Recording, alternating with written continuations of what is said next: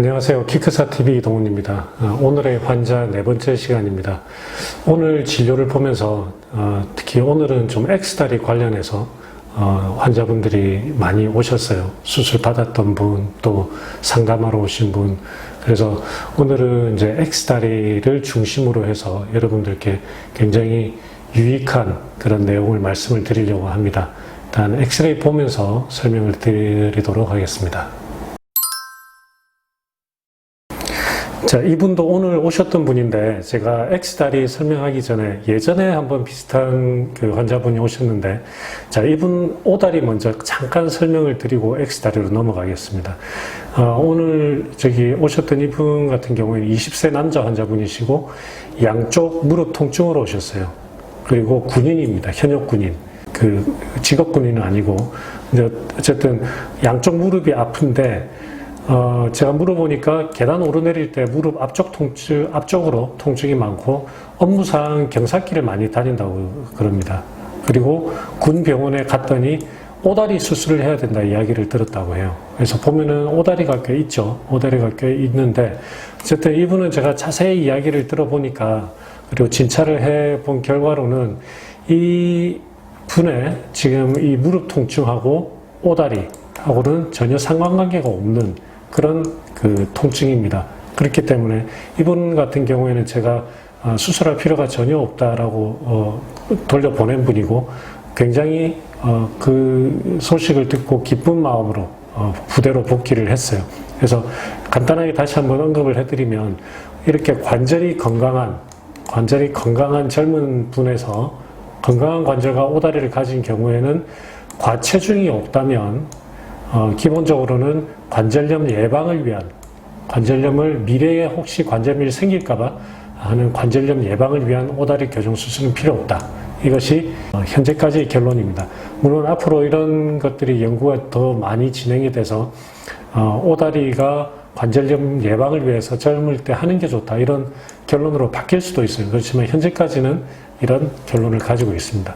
그런데 여러분 아시다시피 관절염과 오다리가 같이 있다 그러면 오다리 교정 수술이 가장 중요한 치료가 된다 하는 것을 꼭 기억을 하시기 바랍니다.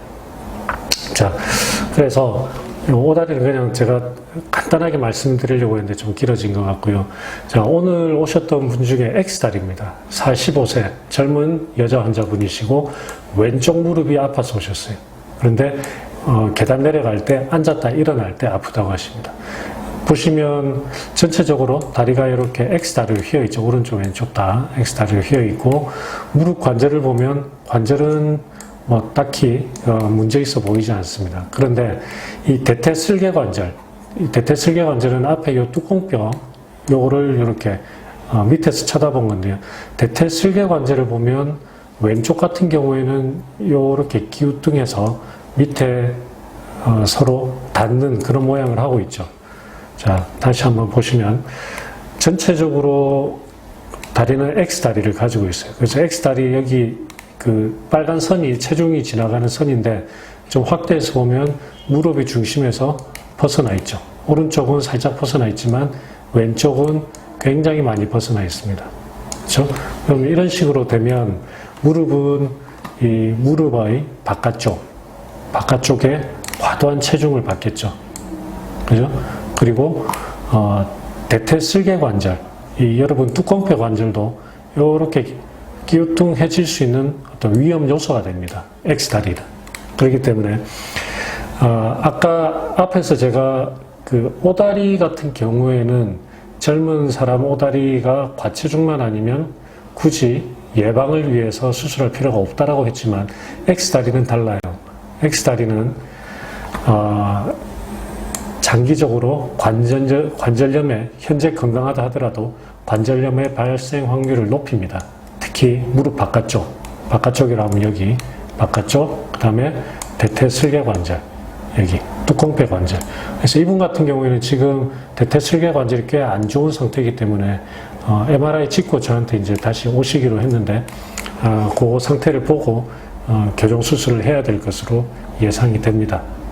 자, 그래서 제가 이 예전에 수술했던 분 X다리 뭐 굉장히 많이 있는데, 한 분 찾아가지고 보여드리면 26세 남자 환자분이고, 이분은 여러 X다리뿐만 아니고, 자, 여기 보면 왼쪽 다리가 X다리죠.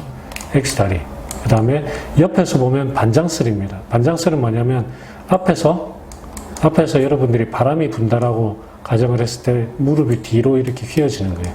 그래서 반장슬 있는 분들은 보시면 이렇게 다리가 옆에서 보면 S자처럼 휘어 보이는 경우들이 많습니다. 그리고 이분 보시면 하지부동도 같이 있죠. 그래서 X다리, 반장슬, 하지부동 이렇게 세 개가 한꺼번에 같이 동반된 그런 경우입니다. 이분은 나중에 이대로 두면 X다리만으로도 관절염의 발생 확률이 높은데 여러 가지 이렇게 세 가지가 합쳐져 있기 때문에 문제가 생길 확률이 높은 그런 상태죠. 그래서 이분은 예전에 저한테 치료를 이미 받으셨어요. 그래서 이미 치료가 다 끝났는데 보시면 다리 길이도 좋고, 그 다음에 다리가 이렇게 휘어진 것도 다 곧아졌고, 옆에서 봤을 때 이렇게 S자 쉐입의 반장슬도 똑바로. 그래서 이 세 가지 있었던 문제를 전부 다 잘 교정하신 분입니다. 그래서 이분 같은 경우에 수술하기 전과 후에 관절의 모양을 보면 이분 반장슬 때문에도 이렇게 관절이 서로 겹쳐 보이죠. 근데 이제 제대로 관절 모양이 잘 보이는 것을 확인할 수가 있습니다. 그래서 X다리는 이렇게 중요하기 때문에 우리가 어릴 때도 X다리는 굉장히 적극적으로 치료를 합니다. 이 두 분도 오늘 오신 분들인데 어린입니다. 소아고 성장판 유압술이라고 하는 성장판 나사 치료 아시죠? 그래서 이 아이 같은 경우에는 X다리도 심하고 그 다음에 하지부동도 꽤 있었던 경우죠. 그래서 성장판 나사를 통해서 이렇게 다리 길이도 교정을 하고 X다리도 교정을 하고, 그래서 X다리는 어릴 때도 이렇게 적극적으로 치료한다라고 생각하시면 돼요. 이 아이 같은 경우에도 X다리가 양쪽으로 있고 그 다음에 성장판 나사를 통해서 잘 치료가 됐죠. 지금도 다리 모양이 아주 좋게 잘 유지되고 있습니다. 오늘은 X다리에 대해서 말씀을 드렸는데 초반에 말씀드렸듯이 O다리하고 X다리는 다릅니다. 또 우리 변형이 O다리, X다리만 있는 게 아니고 다리가 뒤로 휘어지는 반장슬도 있고 무릎이 안 펴지는 굴곡 변형도 있고 굉장히 많은 여러 가지 형태의 변형들이 있는데요.